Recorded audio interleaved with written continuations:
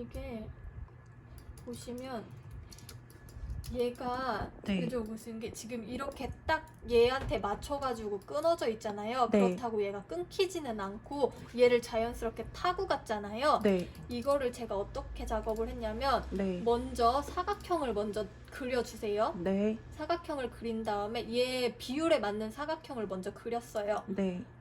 그리고 이 가운데 들어갈 비율에 맞춰서 또 사각형을 그려주고 네. 거기에 맞춰서 이제 세면이니까 네. 여기까지 가는 사각형을 먼저 이렇게 저 같은 경우 이렇게 세 개를 먼저 그려줘요. 네. 그런 다음에 이 각도 투시가 필요하잖아요. 얘 네. 같은 경우엔 가운데로 지금 몰리죠. 왜 정면에서 보는 각이니까. 네. 그러면은 이 같은 경우에는 얘를 가져다가 똑같은 비율대로 늘려줘요. 네. 각도를. 얘 몇 번 쳤는지 몇 도로 움직였는지 먼저 기억을 해놓으시고 네. 얘도 똑같이 그 각도로 움직여 주시면은 비율이 딱 맞게 떨어지겠죠? 네. 이 상태로 작업을 해준 다음에 여기서 얘가 튀어나오잖아요. 네. 그러면은 펜툴? 할 때는 펜툴 말고 네.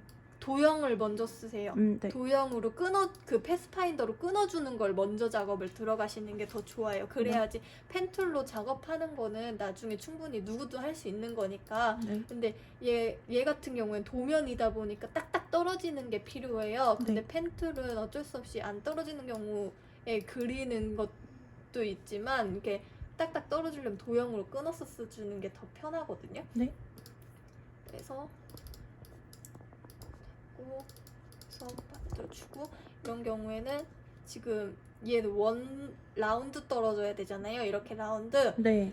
일단은 얘 두께 먼저 보시면은 이렇게 폭 나오잖아요. 네. 폭만큼의 라운드를 만들어 주셔서 그러면 지금 얘 가로포와 얘 가로포가 동일하잖아요. 네. 얘를 여기 갖다 붙여 대면은 붙이고 얘를 합쳐주면 원기둥이 돼요. 네.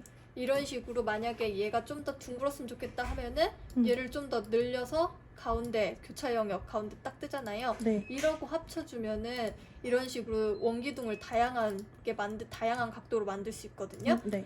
근데 얘 같은 경우에는 큰 각도가 필요하지 않기 때문에 이런 식으로 눌러서 이렇게 얘는 똑같은 거 위에 복사해줘서 위에도 똑같이 만들어주고 하면은 이런 식으로 원기둥이 만들 수 있어요. 쉽게. 네. 그리고 여기서 지금 이렇게 나팔 형태로 떨어지잖아요. 네. 얘도 동일해요. 얘도 얼마만큼의 넓이로 쓸 것인지 먼저 깔때기 모양 필요하니까 이렇게 잡아주고 네. 그리고 가운데 먼저 영역 얘 기준으로 가운데 맞춰주고 네. 그리고 여기에서 이제 합쳐주는 거예요. 사각형, 삼각형 먼저 이렇게 그려준 다음에 네. 합치고 이렇게 애매하게 여기가 지금 접점 떨어지는 것들은 고정점을 없애주면 돼요. 그냥 클릭만 하면 고정점이 없어지는 거예요? 지금 보시면 네.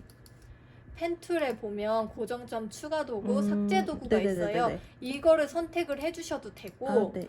그냥 펜 도구에서 고정점이 있는 쪽으로 다가가면은 이렇게 마이너스 표시가 떠요. 네. 이렇게 자동적으로 삭제 또는 플러스, 여기 지금 플러스로 바뀌었죠? 네. 플러스 이렇게 자동적으로 바뀌기도 하거든요. 네. 그래서 마이너스로 고정점을 없애주면은 지금 꺾인 면이 자연스럽게 없어지면서 나팔 모양이 형성이 됐죠? 네. 거기서 여기에 맞물려야 되잖아요. 이게 아니라. 네. 그래서 패스파인더에 대한 이해가 필요하다는 게 이런 식으로 적절한 상황에서 사용을 해야 되기 때문에 패스파인더를 어떤 식으로 이용을 해야 되는지 먼저 이해가 필요하다는 게 이거예요. 네. 그래서 이렇게 해주고 그리고 지금 이런 라인들 있잖아요. 네네네. 이런 라인들 안 보이는 라인들이잖아요. 불필요한 라인들이란 말이에요. 그러면은 이렇게 끊어주는 경우도 있어요. 아까처럼 네. 경우가 두 가지예요. 네. 저는 지금 이거랑 다른 경우를 썼는데 이런 식으로 여기 교차 영역에 고정점을 만들어주고 플러스 뜨죠? 네.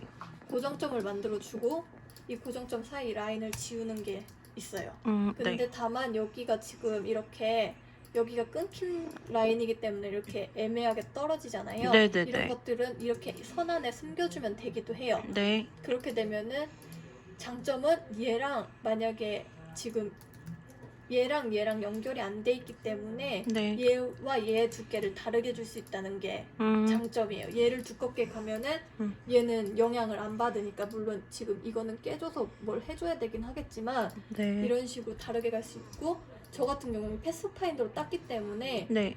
얘의 두께를 갑자기 주면은 얘까지 같이 물려서 따로 줄 수가 없다라는 게 단점이기는 해요. 네. 그래서 이런 것들은 적절하게 끊어줄 거는 끊어주면서 어떤 부분을 끊어줄 건지 생각을 하시면서 끊어를 주셔야 될 것 같고요.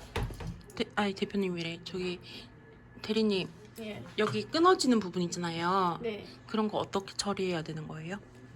이런 것들은 네. 솔직히 이게 조금 난감하긴 한데, 만약에 뭐 이렇게 라인으로 라인 끄트머리를 이런 식으로 줘가지고 묻히는 방법도 있고, 근데 이런 거 같은 건 묻히진 않잖아요. 만약에 네. 이렇게 격차가 심할 때는 이렇게 묻히지가 않아요. 네. 만약에 격차가 심한 걸 한다 하면은, 근데 작업하면서 라인 깨지 마세요. 이거는 그냥 네, 보셨으니까 말씀을 해드리는 거고, 윤곽선을 해가지고 네. 면화를 시켜요. 네. 면화를 시킨 다음에 여기에 고정점을 하나 패스를 만들어주고 이런 식으로 라인에 묻히게 하는 방법이 있어요. 네. 이해하셨어요? 네. 근데 지금 상태로는 저희는 라인이 필요한 거기 때문에 네. 깨시면 절대로 안 돼요. 네, 알겠습니다. 저희는 이렇게 휴지나 이런 게 들어갈 때 이런 식으로 어떤 건 두껍게 주고 어떤 건 얇게 주고, 이 강약이 필요하기 때문에 네. 라인이어야 하거든요. 그래서 그렇게 해주시고, 그래서 패스파인더는 그렇게 써주시면 되고요. 네. 얘 같은 경우에는 통짜 먼저 하나 그려주고, 네. 얘 큰 테두리 하나 그려주고, 네. 거기에서 얘를 그 패스파인더로 띄워주고, 네. 이런 식으로 지금 큰 틀 먼저 작업하시면서 이제 세세하게 들어가셔야 돼요. 제가 아까 얘 작업한 거 보여드린 것처럼 네. 큰 테두리부터 들어가신 후에 그 후에 창문을 들어가시는 거예요. 네, 알겠습니다. 그리고 지금 외관은 일단은 1로 작업하고 안에는 0.5로 작업했거든요. 네. 그래서 저 같은 경우에 보시면은 두께가 다 지금 지정이 되어 있잖아요. 이런 것도 애매한 것들은 네. 하나 작업한 거 선택해서 동일하게 선 두께 해서 애매한 것들 같이 다 잡히거든요. 이런 것